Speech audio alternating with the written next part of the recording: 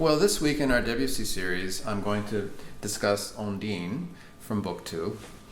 This is a especially interesting prelude. It's one of the ones I wrote my thesis about, and I'm going to provide a link this week to my thesis. I have it on my debussypiano.com website. It's actually downloadable as a PDF, and so you really get the nuts and bolts of this abstract discussion in that. I'll spare you all the details.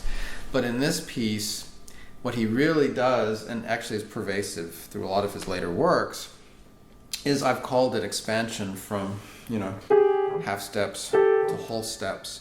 Using these very basic elements of music as building blocks. As I've mentioned before, tonality, of course, has been the building block of traditional Western art music, for centuries. I love to use this example.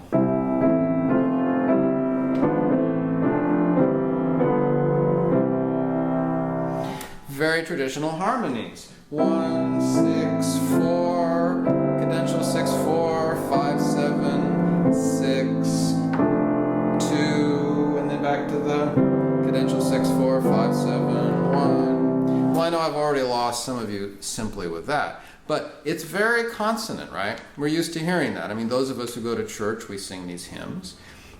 Those of us that know traditional songs, they're all based on this. Well, Debussy, of course, was very well steeped in this at the Paris Conservatory, but he wanted to do something new. He wanted to forge a new language. And Ondine is an interesting piece because it's basically a fairy tale by Motte Foch. Undines are supernatural creatures that are kind of like the Rhine maidens in Wagner, and I'm sure that this connection wasn't lost on him. It's based on a drawing by Arthur Rackham for this Undine.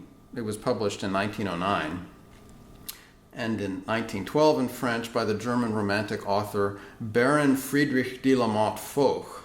The colorful image, of this half-human, half-sea creature, these feminine wiles, to betwixt and flirt, with the men, with reality, with life, and after they flirt with reality, they have to return to the supernatural world from whence they came, as if it were all a dream, So it kind of perfectly appealed to Debussy's sense of the supernatural, to fairy tales. His daughter, Chouchou, had been around a few years, so I imagine he was reading fairy tales to her, and he may have even come across this. I was always struck when I played for Eurythmy in the Waldorf schools. We would do all kinds of fairy tales. And, when I grew up, we didn't read the particularly gory ones. But a lot of the European fairy tales are very gory, and they're a bit scary. And I'm honestly, I would have been rather frightened by some of them, growing up, Rose Red and some of these people.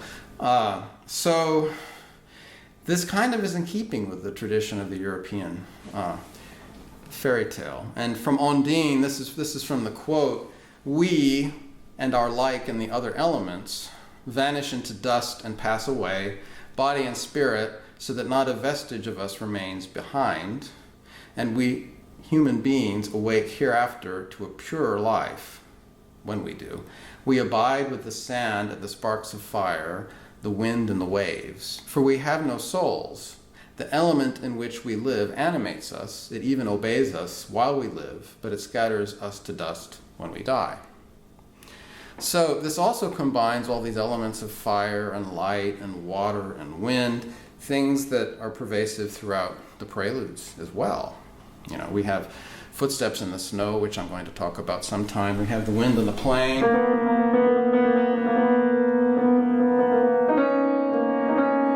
We have various supernatural as well as elemental, natural elements that Debussy likes to discuss. Now, I'll get the technical stuff out of the way. If you want to read about it, debussypiano.com, Debussy. But the gist of it,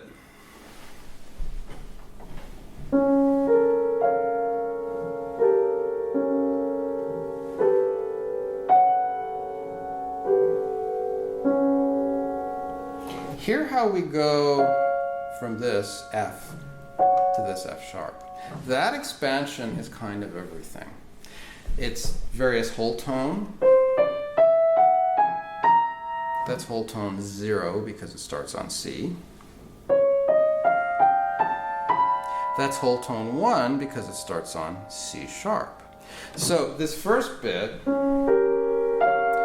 that's whole tone 1 because it's in the scale starting on the C sharp.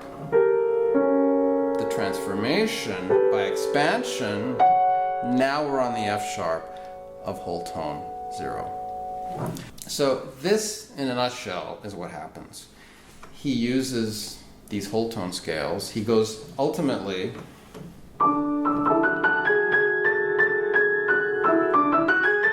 what is that? Well, it's actually Lydian. It's D Lydian. D, E, F sharp, G sharp, A.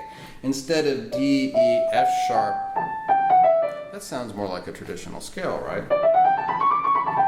Well, this is Lydian because it has a sharp 4. And he uses the intervals of that. That Lydian happens to be part of whole tone 0, the scale that starts on the C natural. And so he uses these transformations to show us the spiritual world, this ascent from the spiritual world to reality, and then ultimately back to the spiritual world that Undine had to come from.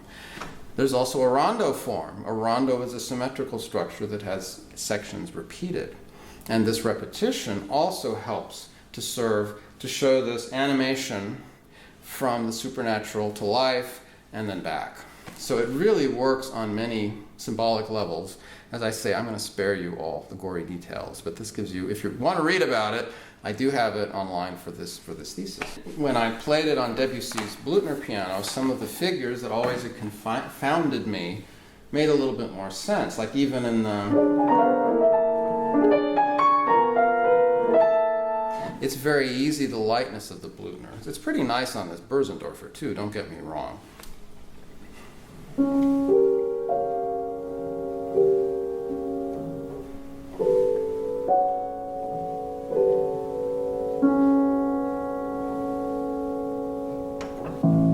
And interestingly, he goes to the A. Now the A, of course, would be the dominant, the fifth away from the D Lydian. So he's already setting up a conflict that has to be resolved.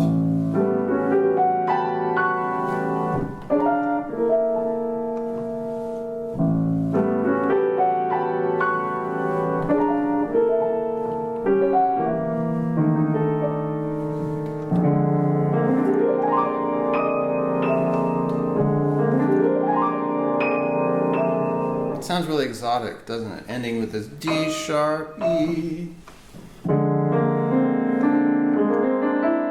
Whole tone, right? That's our whole tone 0 because it starts on C. But then he adds this chromatic element, and then actually the octatonic scale, octatonic 0 and octatonic 1 are also intermediaries. I wasn't going to get too technical, but it's in there. Octatonic being alternating whole steps and half steps. That sounds really exotic, doesn't it? It came from Eastern European folk songs and modes. So, and because it's a symmetrical construction, it enables all kinds of transformation based on these symmetries. And another element, to get all of this gobbledygook out of the way, right? Fibonacci series is something we talk about with math, but it's also something in music, and it's something that Debussy used as an organizational principle. And so when we get to measure 13, which is part of the Fibonacci series, the octatonic 1 is there. We have that A pedal I mentioned that forecasts the fifth relationship to D Lydian. We have the B flat A. We have the fifths that indicate interval expansion. We have the partial D Lydian, D, E, F sharp, G sharp, A.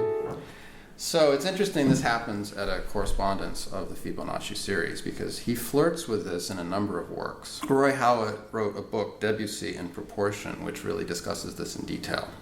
And it was interesting when I was able to interview him in his Paris apartment. We touched on it a little bit. I was more interested in what he had to say about pagodas. So anyway, this is one of the remaining recordings I have on Debussy's piano. the Blüthner in Brive le Gaillard that he bought on vacation. Only piano he ever bought, so it was very special. And these figures, in some cases,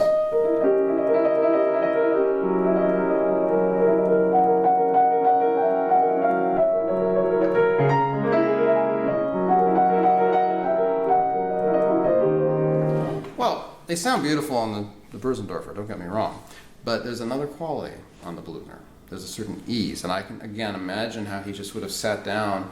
Now, he was thinking about these whole tone collections, and the Lydian collection, and the octatonic collections, but he was also feeling tactily what feels good, what sounds good, what's the connection of these. So, see if you can hear it as you listen to this piano.